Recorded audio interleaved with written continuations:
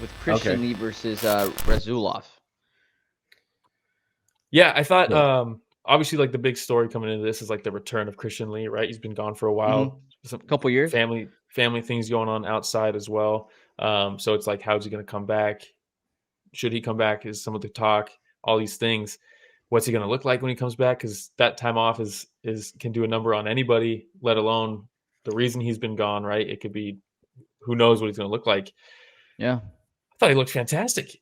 It took him like a minute and a half.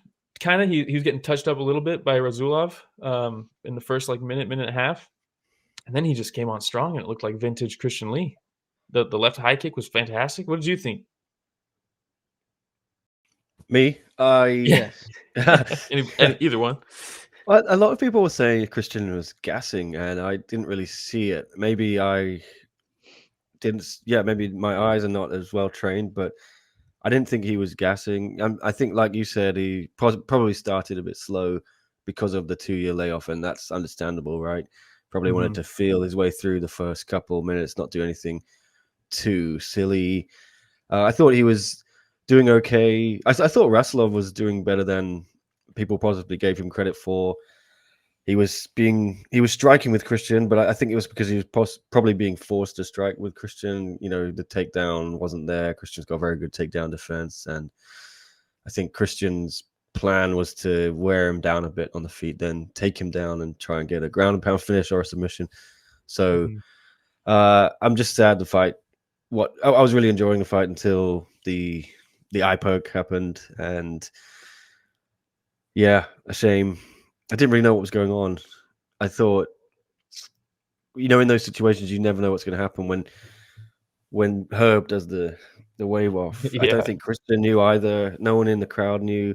What does this mean? Is it a DQ? I think Will sent a message to the group just saying in capital letters FUCK. did So I think, I? yeah. Did you know what was going on? Part of me was thinking, oh god, is Christian going to lose the belt on a DQ or something? But no Yeah, contest is fine. Yeah.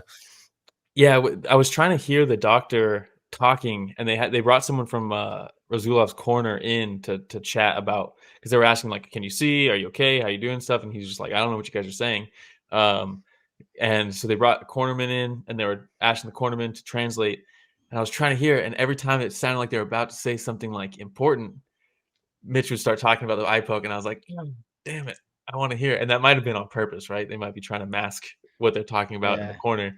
Um, but yeah, I was kind of worried it was about to be a DQ, yeah, like a DQ instead of a no contest. But man, like you said, just such a shame, because like I said, I rewatched it uh, again today, and because I remember thinking like, oh, Christian Lee does look like he's slowing down. Maybe he's gassing out a little bit towards the end there. But then rewatching it, man, I think he was slowing down a bit, but I don't think he was gassed. And he's always kind of had that like awkward movement, a little bit. Um, and I think the way his arms move and the way he's moving his head maybe looks like he's getting more tired than he actually is. And a lot of the shots that Rasulov was landing, except for this one that's on screen right now, he was moving with them really well, really well. So like, while it looked like he was getting pieced up a little bit in moments, I think he was really rolling with these shots and just absorbing them and taking some of the heat off of them. But man, what a shame the way it ended. Yeah. Ramir, what did you For think for about it? for some of them, and it's funny they all mentioned that, because on my notes I put down, as the second round was coming to an end, Lee seemed to start getting a little more tired, which also showed him getting a little more reckless when they would break. Right. So Mm, he had the right straight followed by the left high kick. so And good. if you take a look at, yeah, really, really good combo. It was a really good way to start closing the distance. And as soon as we got to the end of that second round, he would do that combo and his arms would be straight down. He'd take a deep breath. And there was a couple times where Rasulov was able to kind of land a long right, and kind of just snap it back. And so I was like, okay, that might be where I would say I probably agree with some of the folks that said he looked like he was getting a little tired. Hmm. But I mean, again, it's been a long time since he's been fighting.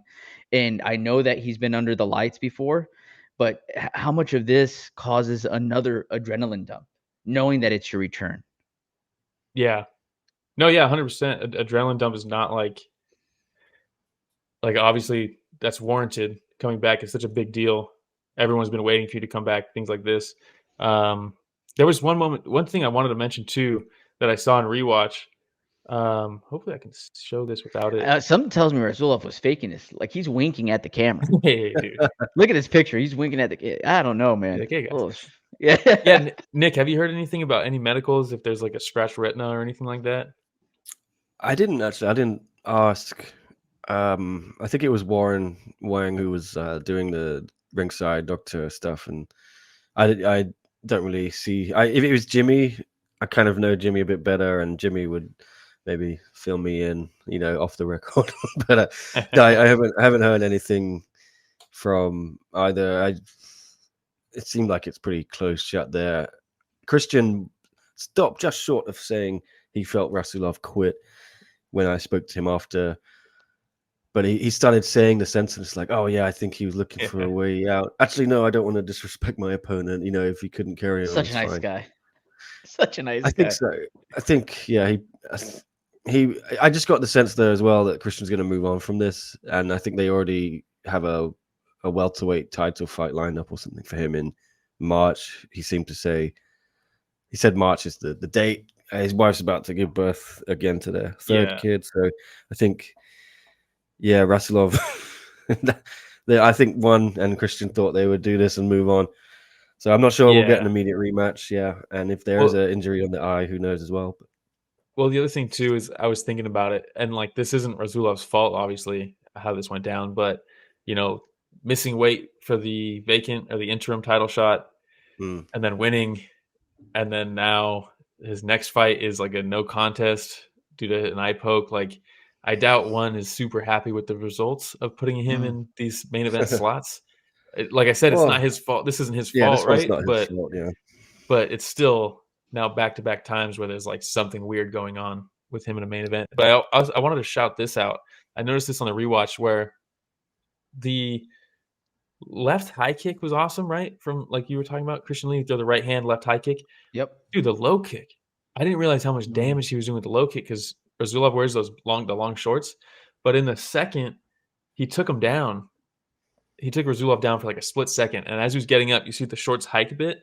Dude, his thigh is mangled, completely mangled. And I was like, holy shit. And I think that also, Nick, like you were saying, not just the takedown defense of Christian Lee that forced him to stand and trade with him. I think also his legs were getting destroyed. I don't think he could drive, But like, look at this. I don't know if you can see it on screen. Well, that makes it harder. But that left leg, just underneath the shorts there, it looks like a shadow super maybe bruised. there. But dude, it was mangled, and I was like, holy shit, dude. He only landed maybe 6 or 7 kicks from what I remember.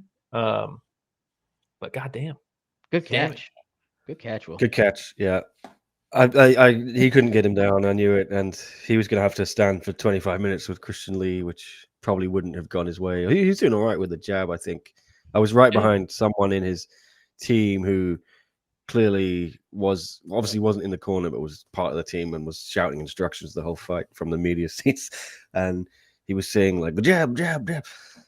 Yeah, they were trying. They were doing okay, but I think Christian would have found a way. He probably would have got a decision. I'm not sure he would have got a finish, but yeah, a bit of a damp squib. You guys have that phrase in America? Damp no, squib. it's the first time I've heard that. No, but damp I might start squib. using it now, though. Yeah, it's kind of like an anticlimax, shall we say? So, damp squib. Damp squib. It's 2 years out, right? Yeah, it comes back, and then that happens. Possibly the worst way to do it. Yeah, and such a nice guy, Nick. You interact with the Lees a lot more than Will and I ever have, right? But just the interactions that we did have, they just seem like a totally stand-up family. And to have something like this, damp squib, happen, did I use it correctly? No. Yeah. Okay. Well, yeah. We'll move on. We'll look at what's going on here. You're gonna work on the exact use of it, but the principle, I think you understand. It's all right. Yeah, shall we say it's like a whimper, going out with a whimper instead of a bang, that kind of thing. Yeah. Nick. Do you got sloppy bangers over there? Is that a phrase that you guys use? Sloppy bangers. I don't think so. That's like shout out Blunderbutt. Thank you for that one. Well, a banger is a sausage. So you have bangers and mash, which is sausage and mashed potatoes.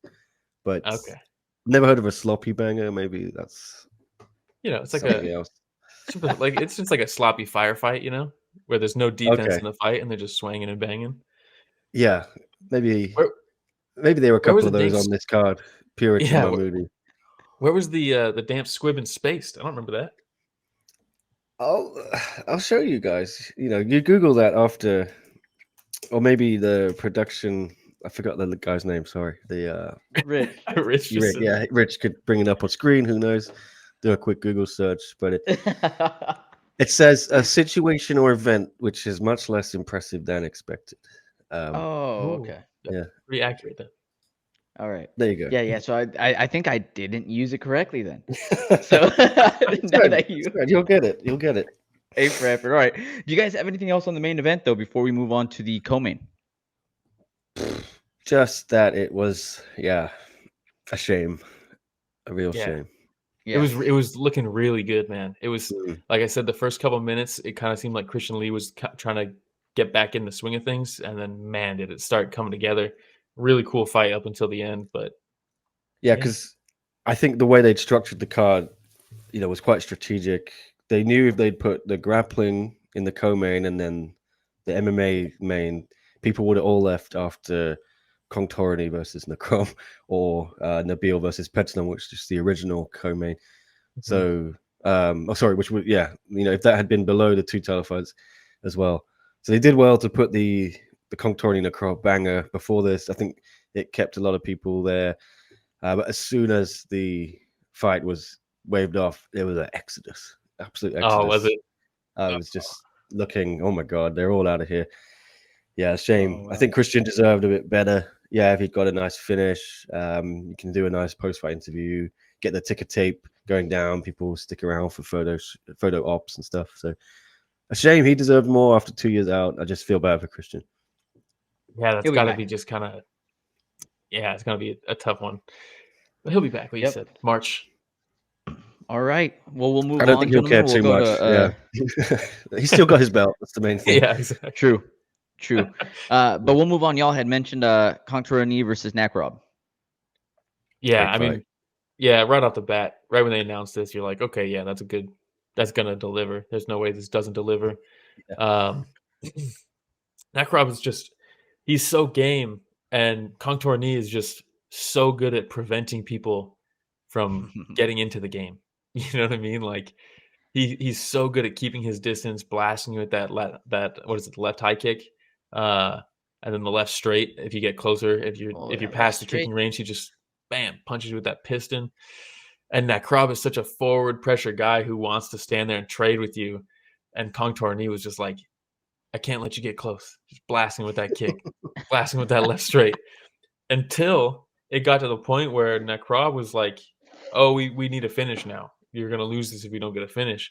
And he really just forced his way through that two offense, and put it to him. How much of that was Nakrob like really turning it up, and how much was it Kongthoranee kind of trying to take it easy because he felt like he was winning the fight, like coasting a little bit? Yeah, I don't know if he would do that necessarily. I don't think he would coast to a decision thinking that he's up, I think he hurt his hand, right? I think he hurt the left hand. He did. He broke it. He broke it. That's what I heard. It was wrapped up in our interview. But yeah, I've heard he broke the hand. I mean, it's understandable. Holy smoke. The three lefts that he landed on Nakrob where he rocked Nakrob. And by the way, Taiman must have some of the best recovery that I've ever seen in fighting. I don't get it. I don't get it. Yeah. And you go into the second round, then Kongthoranee drops him with the left to the temple, right? And so you're like, okay, he must still be rocked from that first round. And gets dropped in the second round. And then to your point, comes in the third and is giving Kongthoranee problems. Yeah. It's so impressive, man.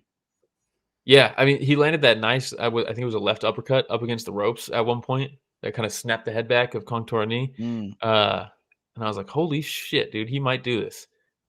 He didn't, but it was a valiant effort. It's cool to see. Yeah, Nick, did you feel like I don't know, because at least from what I was watching, right, Kongthoranee so slick, able to slip a lot of shots, right, great footwork. But then I think it was like later in the second where Nakrob got Kongthoranee up against the corner, where he didn't have the ability to move laterally, and he started throwing combos, and then he did a lot of this again in the third round where he started pressing. Too little, too late for Nakrob, I guess, right, to figure out like maybe I should try to pin him up against the corner.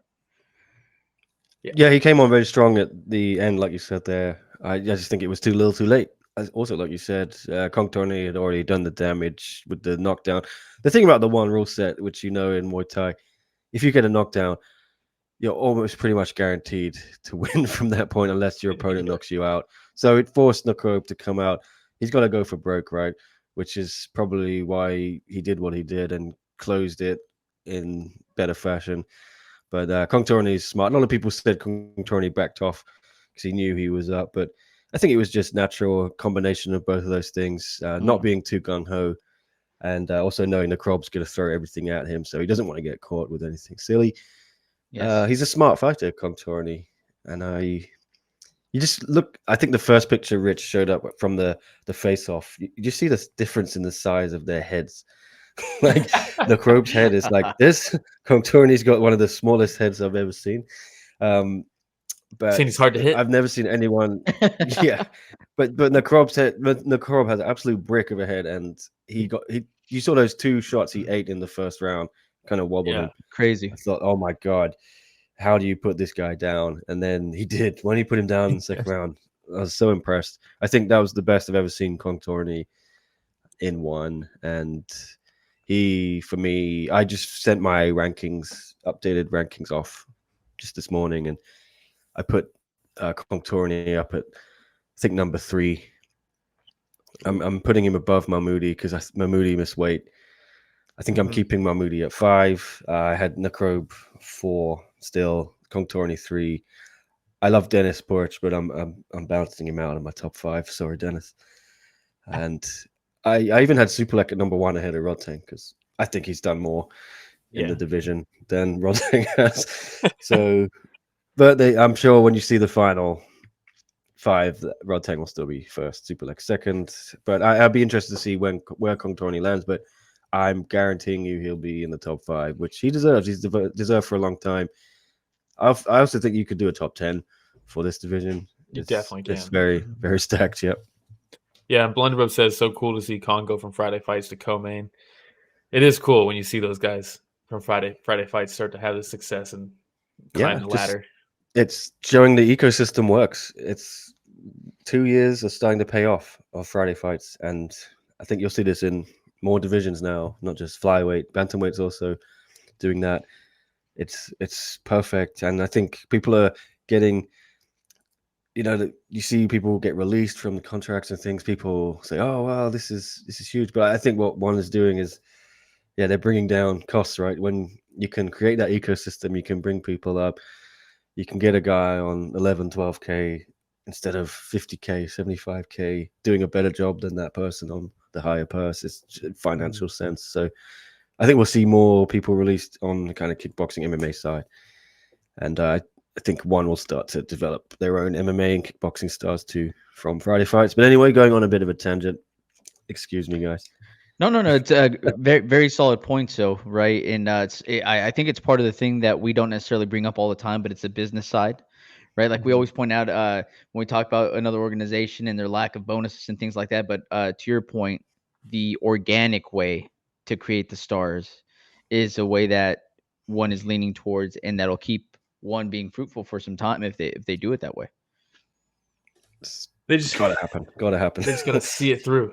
They just gotta see it through and stick to it because it clearly works. Just abide by the rules. You can't throw money around anymore. Investors are not putting as much money into MMA and combat sports. We see the PFL struggling to put on the Bellator guys. UFC is the only one who's got money and they don't even spend it.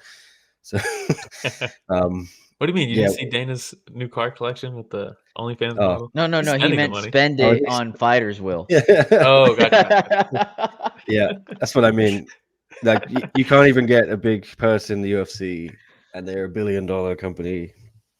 So this is the way it is, and it's a smart strategy from one to do that, but it's obviously going to look bad from the outside in a couple of ways, but is what it Yeah. is, as they say. It's the landscape. All right. Well, we will move on to the next one. We had a grappling match before that. We had Mayssa Bastos versus Danielle Kelly. Yeah, I know, Nick, this is probably your most anticipated of the event. So, look, going into this, I actually was pretty into this one. I know. Yeah, I didn't mind I this know. one. Look, I don't know if it's just because we're American, but jiu-jitsu, I like it. And Yeah. I know, like Nick, what you said, I think one is starting to figure out how to compose these cards with the order, right? The bout order and stuff. Like in the past, this would have been co-main. There's a belt on the line. This would have been co-main. Even probably a few months ago, this would have been the co-main. And I think, like you said, it's smarter to have this be the feature bout and then have Kongthoranee be the co-main. It wasn't a Beal, right? But either way, that makes more sense, even though there's a belt on the line here and not in the co-main. It just makes sense for the fluidity of the card. It makes sense for crowd retention. It just makes sense for a multitude of reasons. That being said, I very much enjoyed this match. There was a lot of going into it. I was like, man, Danielle Kelly lost her belt. She's coming back. She knows what she needs to do to get the belt back. She knows why she lost. There was a lack of aggression, things like that. What is she gonna do? And Bastos kind of shut her down for most of the match. And then at the end there, they're both kind of sitting in that 50-50 position almost, and they're just like, oh, there's 30 seconds left, and Turns it there's on. no catch. There's no catch yet, right? So it's kind of like, who's being more aggressive? I had Bastos up still, and then like 2 seconds later, she dives on that leg. She's so good at inverting. I think there's a picture of her entering it. There it is. Danielle Kelly steps over to try to roll with it. Bastos goes belly down, ends up on the heel hook. I think is the next picture. Bam. And then she puts some real torque on it in the next picture. That's sick. Solid. That's Solid. cool shit. Yep. They get the Rich. catch. She doesn't get the submission. But it is the catch. There's like 10 seconds left. There's not really much you could do. She gets the belt. Yeah, but to your point, there's no catch either way, right? Like, yeah, Bastos just seemed to be the more aggressive of the fighters. Yeah, the fighters, right, throughout the entire match. Yeah, 100%. And Nick, I don't know if you have anything on this one. I know this wasn't your favorite. I'm glad you enjoyed it, and I'm glad glad other people enjoyed it. Yeah, it's just not my thing, not my cup of tea, but it's good to know that it was actually a good match for jiu-jitsu fans. So damn squib, you know? Yeah. No, I don't think it was a damn squib. If you like jiu-jitsu, there's no squib to damp yet. Yeah, this seems like this is a good match. Okay. It seems like jiu-jitsu fans enjoyed it, so I'm happy for Danielle and Mayssa that they put on a good match. I just wouldn't know what a good jiu-jitsu match is, to be honest. I think if you're going to put on a submission grappling match, especially a title fight in Lumpini Stadium in Thailand, you need to hope that there's some kind of exciting finish, like we've had a couple times with Ty Rutolo and Isaac Michel. That was great. Mm-hmm. I think I don't really like it when they fight the MMA guys and get the finish, because to me it just means nothing. Yeah. That was like the Musumeci versus Brooks. Yeah, and like you had it earlier, Cole, Abate, and Shinya. It's a tough one. You know my thoughts on it. My thoughts are that one should do a monthly grappling card in the US and put it on their social platforms, and then build up some divisions and some hype. You can do big title fights on these cards if you want, preferably numbered cards in a stadium. I think grappling and Lumpini don't mix well. Crowd is not into it. And there were 3 grappling matches on this card, which for me sort of took the energy down a bit from the crowd. But the crowd came back for Kongthoranee and Nakrob, and the crowd was there for Denis and Mahmoudi. Great way to start the card with Tongpoon. they know what Tongpoon is going to do. I think Tongpoon will always open every card he's on. That's just his job to get You know what? finish and a bonus. Yeah, and actually, Nick, that's a good example of a sloppy banger. Tongpoon Yes, versus maybe, Daniel Williams. maybe. Sloppy there you banger. go. Yeah. Sloppy banger. Every card yeah. needs one. Yeah.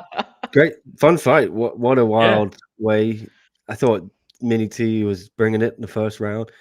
But as I said to Di Bella in the lift at the hotel, I was surprised that Daniel went. You don't want to go toe to toe with Tongpoon. Pretty unadvisable strategy because He's got that cholo power. Got that cholo power. Even though he grew his hair out this time. Yeah. Yeah. All right. Well, hey, that's Yeah. enough on that grappling match, huh? Let's go ahead and move on. Yeah, let's move on. All right. We also had Reece McLaren versus Jared Brooks. Yeah. This one, big fan of both these guys. I think Jared Brooks has one of the best walkouts in all of combat sports right now. It's a top 5 at least for sure. The Monkey God is so fucking cool, and the way he leans into it. I noticed he doesn't come out with bananas anymore. Yeah, I don't know where were the bananas. Were there bananas just weren't on screen? Nick, did you see any bananas?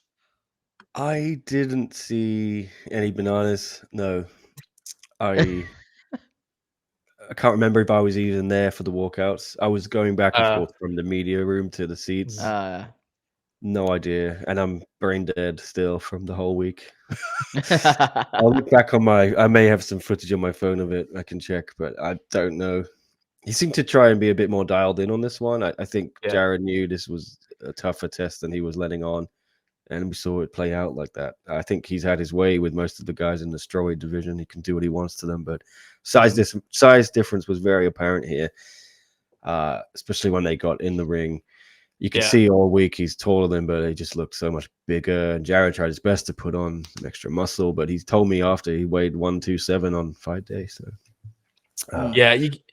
you could see. I mean, for those who don't know, he was going up a weight class here. The winner of this they were talking about doing the winner of this versus Adriano Moraes for the vacant belt. Now that DJ's gone, so he's like, yeah, big opportunity came up. Can't say no. Go up a weight class, try to get that belt. Like you said, you could see he was noticeably smaller, but and the wrestling, while he did get a couple takedowns, Reece was able to get back up pretty quickly. I thought Reece's counter grappling was very good in this fight. I do think Jared Brooks did a great job. His fight style, being the smaller guy, worked well. He was a little bit of that Mike Tyson style, hopping in, throwing nice hook shots to the liver up top. He got a couple good shots in on Reece, and you could see he had some pop on his shots, but Reece just had a good game plan, man, and he fought very well with his distance management. It just seemed like there was you guys mentioned the size difference, and while you're saying, hey, there's some pop in his shots, there was times where McLaren was getting hit and he would smile and he would laugh, and it almost it seemed like little brother trying to fight big brother. And big brother lets little brother get some shots in. That's what it looked like, man. You know, and I was just like, dang, the disrespect. And then, dude, even with the 5 seconds left, and he starts running around the ring with his hands up, you know, and I was like, oh, so rough. It's tough. Yes, tough. I think there was nothing Jared could do with striking that was going to hurt Reece. So you need his wrestling to work, but it didn't. He wasn't strong enough. Reece has got to be like 140 plus in the ring there. But Jared, I had a long talk with Jared after the fight at the hotel. He was a bit down, just not even talking about the fight, just talking about life as well. And it sounded like he wasn't in the best shape to take this fight, let's say, but he took it because, you know, not everyone is getting fights in one, especially if you're MMA, and you tend to get offered fights on short notice as well. In one month out is quite common. You know, Denis and Mahmoudi suffered with that. They both missed weight. A lot of these guys need 2 months to make weight, you know, to come down in time. Yeah. And I think if one could book cards a bit further out, it's going to help with the weigh-ins. You won't see as many fails. Yes, Jared wasn't in the best. I'll just say that, you know, he showed me a couple of injuries he had at one side of his neck. You might be able to see from the pictures. Yeah, the other side of that neck is completely not there. The shoulder muscle, Like the trap muscle. the trap Oof. muscle was not there I at pointed to all. mine like it exists. Yeah. But Yeah. But yeah, he got an It injury would be from there. the Ballard fight. He still had a neck injury from that, which had been exacerbated by the 25-hour flight home in economy. And I don't think he was still healing up from that when he got offered this fight. He wasn't expecting to fight until early next year, and at strawweight. So he had to take the opportunity. I think it's fair to say he wasn't at his best, but it's also fair to say Reece was not at his best either. 4 months for anyone is no good. And I saw on Instagram he was saying something about he'd hurt his hand, he broke his hand in sparring, didn't use one of his hands until the week before the fight. So Reece was not in perfect condition either. yeah. And you can't make excuses. Reece beat him better man on the day for sure. Mm-hmm. You hear Well, that's fighters the talk thing. about that all the time, right? Where they say that they very rarely go in there 100%. Well, it's also Yeah. like I think, there's like the size disadvantage. There's going in not 100%. It still takes that person who does have those advantages to take advantage of them, right? Like sometimes someone will have all the advantages, the physical gifts, whatever it is, and then they don't use them and they're wasted. And Reece didn't do that. Reece did what he True. needed to do in there. I thought he looked good. This version of Reece looked very good. You can see improvements in Reece's game in this, whether that's because it was Jared in there and, a compromised Jared, a weight class below Jared. It could be that, could be a little mix of both. Having I said, it just was an think entertaining Jared should fight. stay at strawweight though. Yeah, Now he I think so. tried. Yeah. Oddly, if it had been DJ and he'd got the shot with DJ, I think he had a better chance. But against these Yeah. taller, rangier flyweights, I'm not sure Jared's going to be able to do much. I mean, Mariah's would just keep him all day and keep him away. Rice And is huge. yeah, Yeah. I think Jared should focus on, first of all, unifying those belts. Just be the king of the strawweights. It's not a bad position to be. But I don't know why everyone's obsessed with having two belts. Fair enough if you want to. Oh, don't get Will going on that. Yeah, but two divisions, different weight classes. I think Superlek is the only guy who can do it because he's so good. He can bounce up and down. It doesn't matter. Yeah. But I don't want to see. We've already got Malakin. He had 3 belts. Now he's got 2, but he's going to go and fight for the other one again. You got Christian Lee with 2. I'm sure there's others I'm forgetting. But Well, it's different too. MMA is different. I think 2 belts Yeah. in MMA is different also, just because the weight and size matters so much more with grappling than it does with striking. Like obviously it matters with striking, but there's some advantages of going up in weight as the smaller guy in striking. There's disadvantages obviously as well, but there's not a ton of advantages going up in weight in MMA. It's just once you get a hold of somebody, that size difference makes such a big difference with the clinch, with takedowns, takedown defense. Like it just makes a huge difference. It's a lot harder to do. 100%. All right. We ready to But move on, guys? I have to say, Reece didn't do any interviews after, and I think I know why. I think I think he was told he's not going to get the title shot against Moraes. Ooh. So I think Yuya may get that. I can see Yuya because we'll have a big Japan card coming up. Maybe we'll do Moraes and Yuya. Yuya won early on the Japan. card. Yeah. Did you hear that, Will? Japan. Interesting. But what do you think a win over Brooks is more valuable than Yuya number 2 beating a guy who's making his debut, who should fight Adriano? I don't know. Well, it's a tough one. It's tough, and I think it might be a little telling that we circled some fights of what we're going to cover on this episode. Yeah. Brooks versus McLaren was circled. Yuya's fight is not circled. Okay. We are not covering that one. So that also kind of tells you what I thought about the fights and what they should mean moving forward. I think Reece felt the same. Yeah. You beat the champion strawweight is probably worth more than. But Gilbert was great, I thought. Gilbert's good. Yeah. And look, we just talked about it with the UFC. Kai Asakura, his debut in the organization, but it's not like he's a debuting fighter who is still grow. Like, yeah. Nakatani is good. But anyway, Sorry to tangent you, yes, but I just thought it's interesting. We'll see. I guess they'll announce that. I think the Tokyo event will be announced soon. I expect it to be in March, and I expect it to be Adriano Moraes against Yuya Wakamatsu for the vacant flyweight MMA title. And I want to You see heard it here. You heard there, it here. guys. That's his prediction. I want to see Will and Miro in Tokyo. Come on. Let's go. Let's go. Just, if we could get a crowd fund going for Yeah. for flights, I would love to go. That'd be Hilarious. so much fun. I'm wearing a That would Godzilla be shirt amazing. today. That There my we brother go. got in Meant to Japan. be. My brother Meant got to go. be. I didn't get to go. All right, we will move on, guys. We had Mahmoudi versus Purić. Yes, man. Tale of two fights, really. Sloppy banger. A sloppy banger. Hey, there we go. There we go. Tale of two fights. I thought Purić was doing a fantastic job in round one of using his feet to get inside. The Superman punch? Dude, the Superman punch. I mean, Yeah. he just wasn't he wasn't reaching with shots and overextending. Here he's pretty composed. Like you could see his face is probably a little bit over his knee there, his lead leg, but he's also caught a kick and is pushing Mahmoudi down, right? So it's different than throwing a wild punch trying to reach a taller guy from way outside. He was doing a great job of getting to Mahmoudi and going to the body, going upstairs. He was fighting the perfect fight as the shorter fighter in round one. He stunned him a couple times, I think, right? Mahmoudi did that like half spring for a second. Twice in the first round. Yeah. And then the second round, Mahmoudi just kicked it into gear, man. He started fighting very well for being a taller fighter, where he was meeting Purić. Purić would get in on him, and instead of just shelling like this, he starts throwing tall knees, elbows over the top, Yes.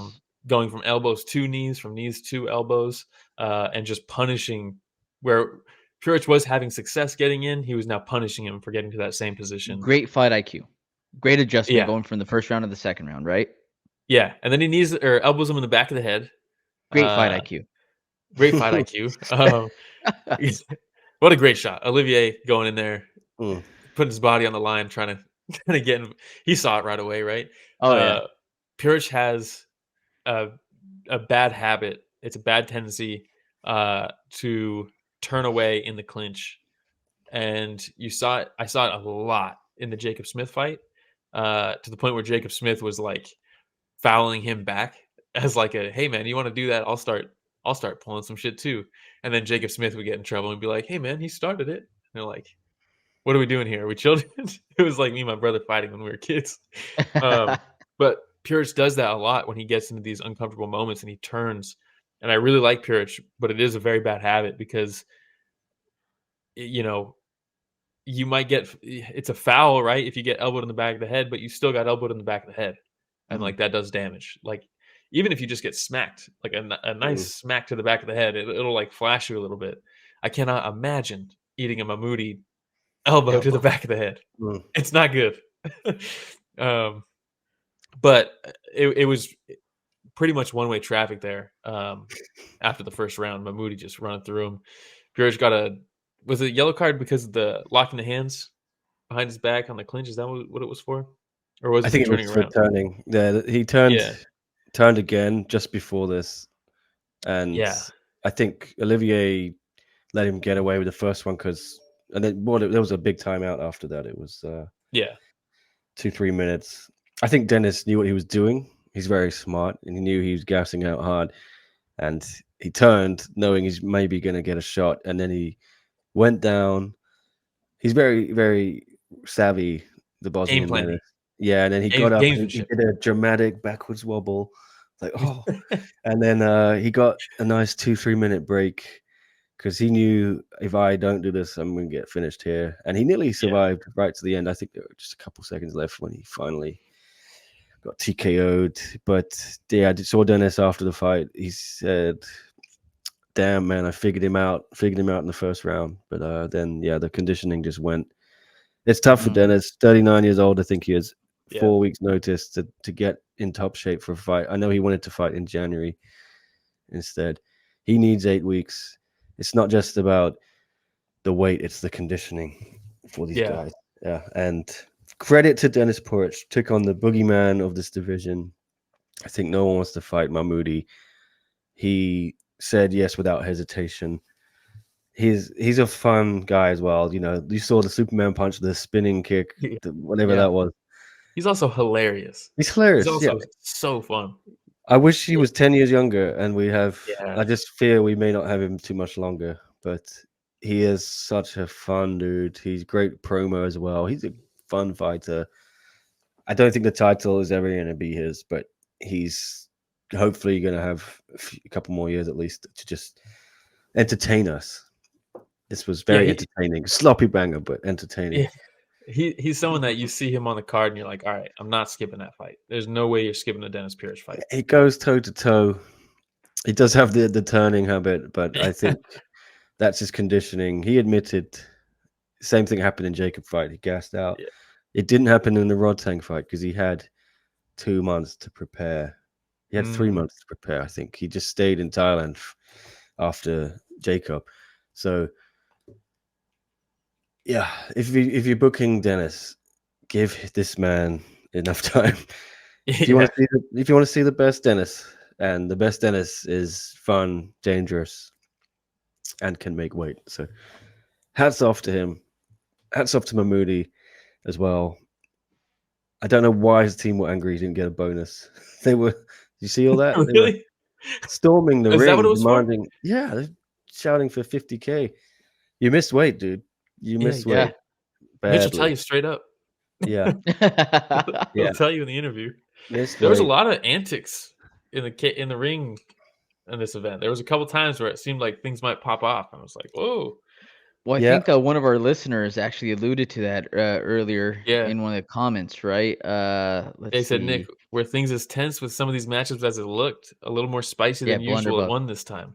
Yeah, I was shocked that Di Bella seemed very fired up. Very fired up. I think he got into Rui's head. It was all a plan. I think it worked. Rui, I thought, came into this week thinking I'm going to have this fight with Di Bella. It's going to be all about respect. You know, we're two guys who are both from Europe, you know, essentially. And we have that European blood. We're brothers. We're kind of bonded. We're both similar styles.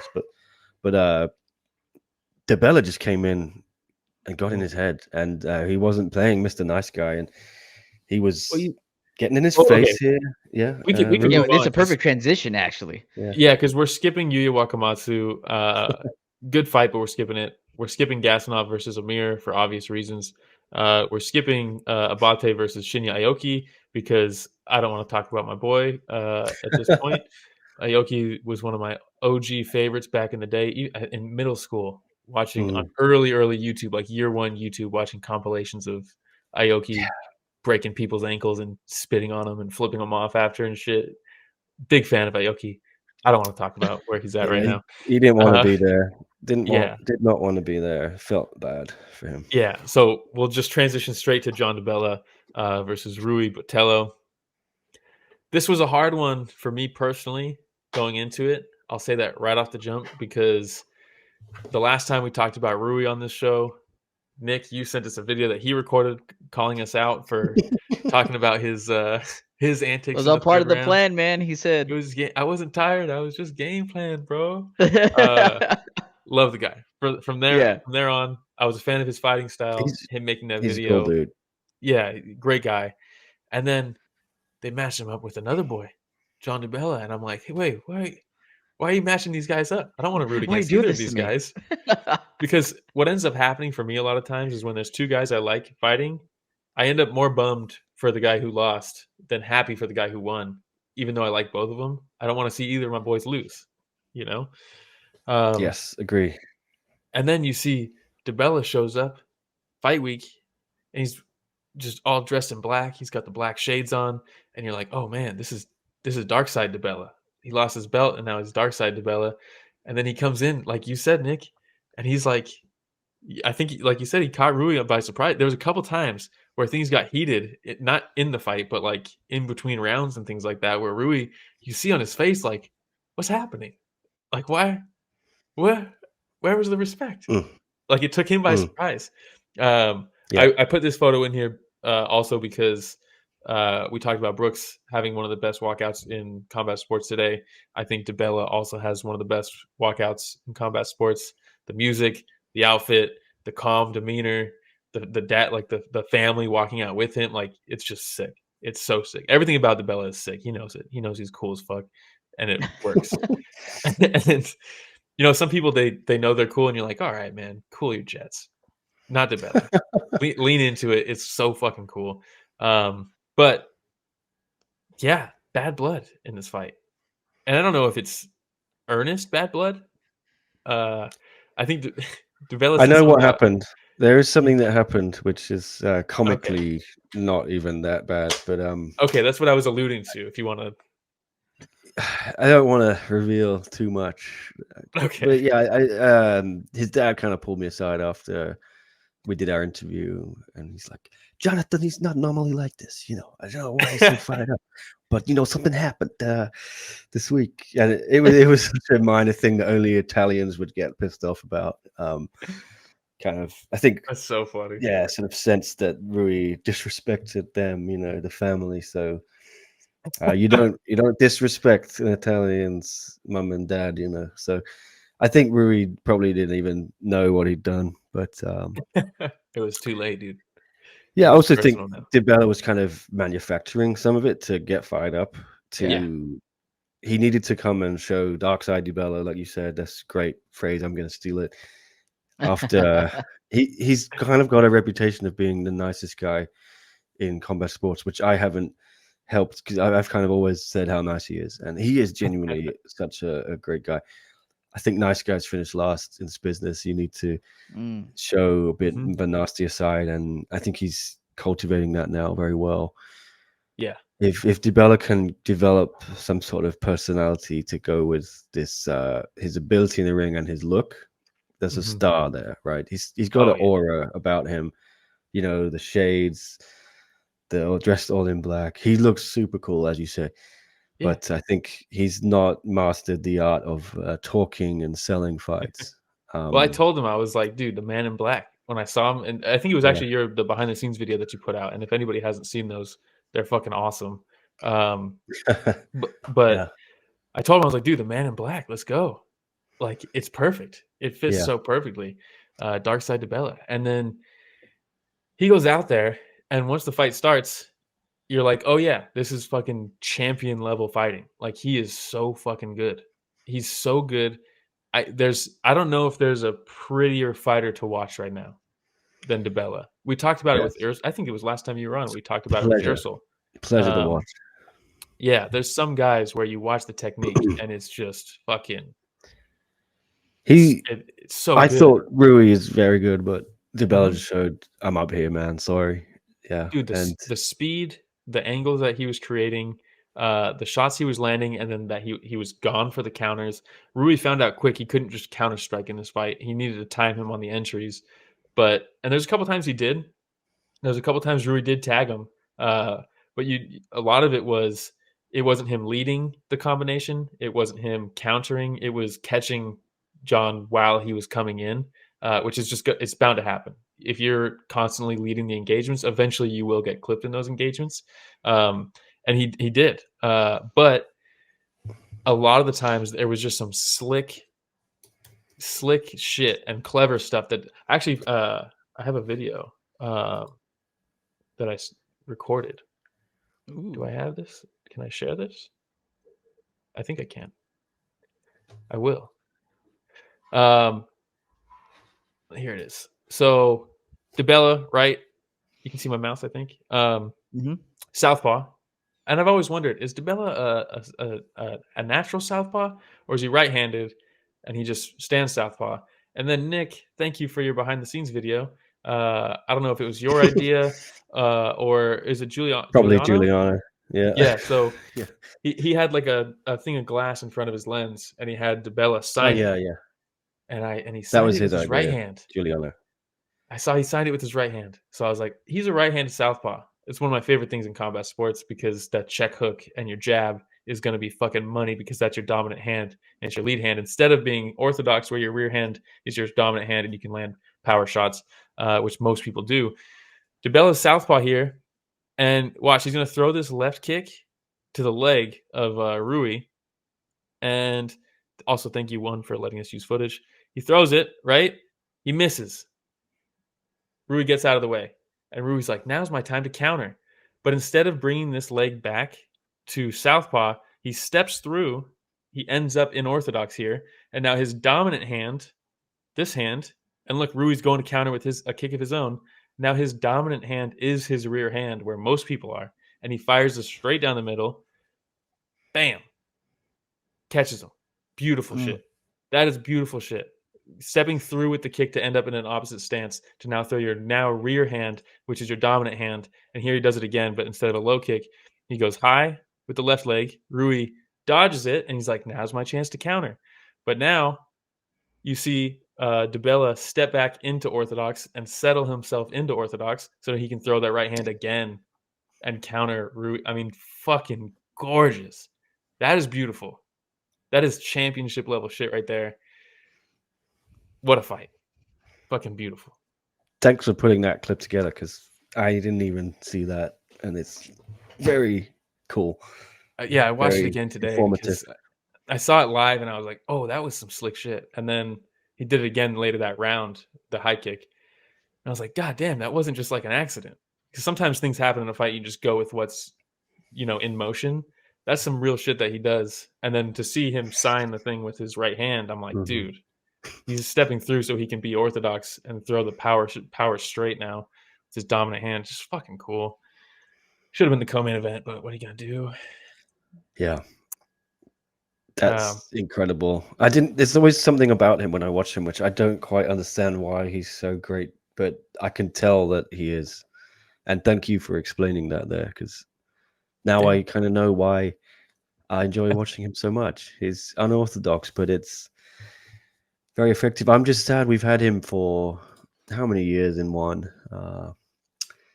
He's only had this was only his fourth fight in one championship, which to me is criminal. He's been there for 3 years now at least. He should be fighting twice a year minimum, 3 times if you can. He's so good. We talk about Di Bella needs to do stuff to make himself a bigger star, more marketable. One, need to get behind him. 100%. It's a twofold thing, right? Yeah. Some of the Thai fans are reacting to him now. There were a lot of them waiting out the front of the stadium and getting pictures. He is connecting. Kongthoranee came up to him after and said, "Oh, you're so cool. All the girls in my gym think you're so cute." It's true. I think that he's starting to connect a bit with Titus. You got to put him on these shows. Yeah, I mean, because these Lumpini shows, they want to see strikers. Anybody who wants to see strikers, if they see Di Bella, they're gonna like it. It's a simple. Why are we getting Love My Rotolo boys? But why can they fight 4 or 5 times a year and Di Bella gets one? When the crowd go nuts for Di Bella's fights, and they're not even sure what's happening in grappling matches. Let's feed the audience. Come on. I love Di Bella. I'm a bit biased. I love Rui as well. This was a tough one. Jared Brooks and Reece and Rui and Di Bella was tough, having 2 fights where I like both guys. Yeah, and I don't want to see either of them lose. But Di Bella was very good. And Rui told me after, I said, "I'm sorry, man. Great fight." He said, "No, it was a shit fight. I was so bad." Well, Rui, there was a couple times in the fight where he looked just puzzled. He couldn't get it going, but Jon shut him down. He just got shut down, exactly. And I did like his attacks. I thought the right body kick was a great weapon against someone like Di Bella, because Di Bella moves so much. You just bang him to the body. It's going to be easier to hit to the body than it is to the head, right? Especially open side in their opposite stances. But Di Bella just sees everything, man. That's the other thing too. His vision is crazy, dude. He sees what's coming. Yeah. He reacts quick. His footwork is fucking lightning. It's tough. Losing to him means really nothing, in my opinion. He's like a top of the food chain type guy. Yeah. What did you think? Still gonna hurt. There is nothing to say that hasn't been said already, guys. You guys covered it perfectly. Are we going to cover any other fights? I think that's it. I don't. Dante Leon, great job. It was a cool submission going from the triangle to the armbar from the triangle. Tong Poon got the finish on Daniel Williams. Williams looked fantastic in the first round. Tong Poon maybe was just kind of biding his time. A lot of ties take the first round off a little bit. And then he banged him out of there in the second. Or was it the second or at the end of the first? Second, I think. It was, right? Yeah. Yeah, Tapology says the first round, but I thought it was the second. It was. Yeah. Tong Poon got a bonus. Dante got a bonus. Abate got a bonus. I thought Di Bella should have got a bonus. This is the one thing I'll add, about Di Bella is he's not a finisher. I think it's tough, right? Yeah. His body composition is starting to change. I said that to him. I was like, "Have you been working on that?" He's like, "Not knowingly, but I think he's moved some of the muscle up from his legs to here." I know he's working on getting that more power. I think you saw that here. I think Rui felt the power. Yeah, throwing meaner. If he can just get a knockout somewhere against someone, I think it's gonna take him to the next level. Just very rarely you get a 50K bonus now for a decision. Yeah. Hey everybody, Ramiro and Will here. Thank you so much for watching that short clip. It's just a small clip of what we covered this last Sunday. Yeah, if you want to check out the full fight card recap, the link is in the description, and it's going to be on screen at the end here. Don't forget to go back and watch our fighter interviews that we have.